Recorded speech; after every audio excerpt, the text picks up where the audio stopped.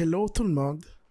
Alors, les vidéos de cette formation sont accompagnées de notebooks, de codes que vous pouvez consulter, que vous pouvez exécuter pour voir leur performance. OK?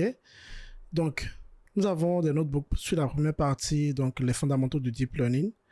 Vous avez du 1.1 jusqu'au 1.7. Vous avez les deux notebooks sur la partie TensorFlow, où on crée TensorFlow, on recrée TensorFlow. Vous avez un notebook pour le deep learning pour la classification. Vous avez un notebook qui introduit les réseaux neuronaux convolutionnels. Vous avez un notebook pour l'introduction au NLP, un notebook pour les réseaux neuronaux récurrents et les LSTM. Vous avez un notebook sur BibGPT où nous avons justement créé un modèle de langue qui est capable de prédire le prochain mot de la Bible.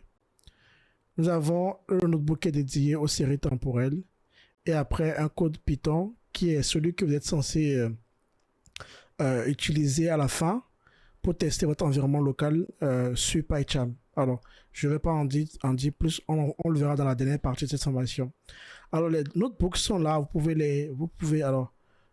les cliquer. Alors, cliquons par exemple sur le notebook où nous recréons TensorFlow par exemple.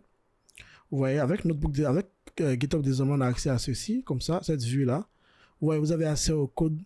Et si vous avez envie de l'ouvrir sur Colab, bah, si vous avez l'extension Open in Colab, vous faites ça tout simplement. Et voilà, donc allez dans Google Extension. Je pense que c'est Chrome. Vous allez dans Extension ici. Manage Extension. Et vous cherchez ici Colab. Donc vous voyez Open in Colab, il va vous proposer un truc comme ça et vous l'ajoutez. Moi je l'ai déjà, donc c'est bon. Et donc du coup vous voyez ça vous ouvre un Colab directement et vous serez en mesure de l'exécuter, tout simplement de vous connecter et de l'exécuter. Donc n'hésitez vraiment pas à le faire comme ceci. Et pour ceux d'entre vous qui veulent avoir tout d'un coup, qui veulent l'exécuter en local, bah il suffit seulement de télécharger l'ensemble, ok, en zip, et l'ouvrir, le dézipper, l'ouvrir. Par exemple, moi, je l'ai sur, j'ai tout le notebook sur mon Visual Studio Code. Regardez, vous voyez.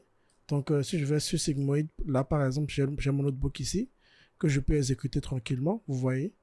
Si je vais sur BibGPT, par exemple, vous voyez, j'ai tout mon code qui est ici. Bien sûr, il faudra faire des modifications parce que tout le code a été écrit en pensant à Colab. Donc, vous voyez, il y a des parties où nous montons notre Google Drive. D'accord?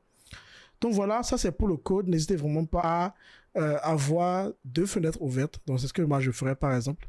J'aurais une fenêtre comme ceci pour le code et une fenêtre à côté pour les vidéos. Donc n'hésitez vraiment pas à coder en même temps que moi pendant que vous regardez les vidéos.